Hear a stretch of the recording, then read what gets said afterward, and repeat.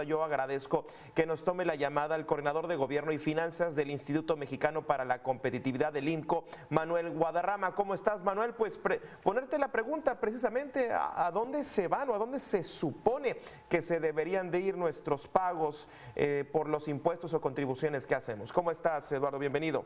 Manuel. Hola, Gabriel, buenas tardes. Pues mira, en efecto, como mencionas, el gobierno tiene que recaudar estos recursos para poder funcionar. Prácticamente, pues actualmente ya no dependemos como antes de los ingresos petroleros de la misma manera. Ahora somos un país que depende en buena medida de lo que los ciudadanos paguemos de impuestos y en general de todas aquellas contribuciones, como ahorita mencionabas también, algunas cuotas de servicios, algunos temas de trámites que se pagan, y todo esto es lo que da los recursos suficientes para que podamos nosotros, pues el gobierno, para que pueda proporcionar los servicios públicos. Y sobre todo, mencionar que la parte de servicios públicos importante para la ciudadanía, para las personas, pues son aquellos que recaen en el ámbito municipal, es decir, que el municipio tiene la obligación, por mandato de la Constitución, de prestar a su población. Un ejemplo de esto pues es la pavimentación, el alumbrado público, el agua exactamente, temas sensibles como los mercados, los panteones, todo este tipo de servicios que dependen del ámbito municipal y que necesitan pues financiarse con nuestros impuestos. Y en este sentido, el impuesto predial pues es prácticamente el impuesto municipal del que más se recauda y del cual dependen pues buena parte de las finanzas públicas de estos gobiernos.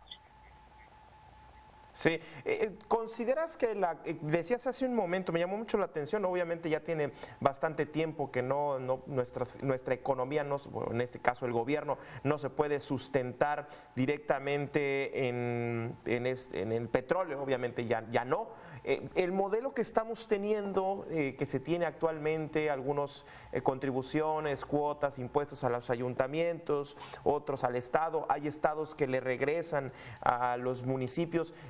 ¿Están bien los modelos? ¿Crees que se deben de actualizar, se debe de revisar, teniendo en cuenta que pues es como la única manera en que se puede, digamos, seguir operando el propio Estado, ¿no? En efecto, mira, tenemos 3 años que entró esta nueva administración y que sigue siendo un tema ahí pendiente de discutir, que seguramente pues seguirá en la agenda pública, esta reforma fiscal que mencionas, ¿no? Todas estas reformas, revisiones, se ha discutido también si es necesario que se cambien estas transferencias que hace la federación hacia los estados y después a los municipios, porque también ahí se alegaba que no hay equidad en cómo se distribuyen los recursos. Claro. Entonces, todos estos temas siguen pendientes aquí para una discusión legislativa, normativa, que tendrá que revisarse, tanto de impuestos federales como también de aquellos impuestos estatales y de impuestos municipales. Como decía, si nosotros vemos cuál es la mayor fuente de ingresos de los municipios, van a seguir siendo estas transferencias de aportaciones y participaciones, y de ingresos propios, exactamente, el impuesto predial.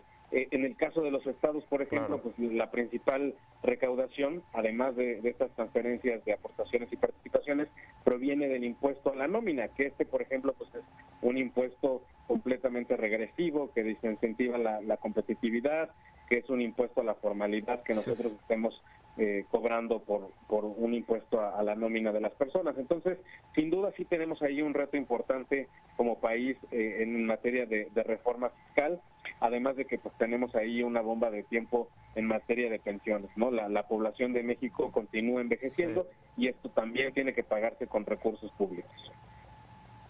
Sí, y de donde algún lado tienen que sacar los recursos para las pensiones. Precisamente sobre este tema me parece que pones la siguiente pregunta, porque de pronto, no sé si lo has escuchado, pero hay veces los políticos encarrerados en el discurso de la plaza pública de pronto empiezan a decir y les vamos a llevar más escuelas y más hospitales y vamos a construir más carreteras, y de pronto, insisto, bien encarrerados empiezan a prometer cosas, obviamente derivado de los presupuestos con los que se hacen de recursos.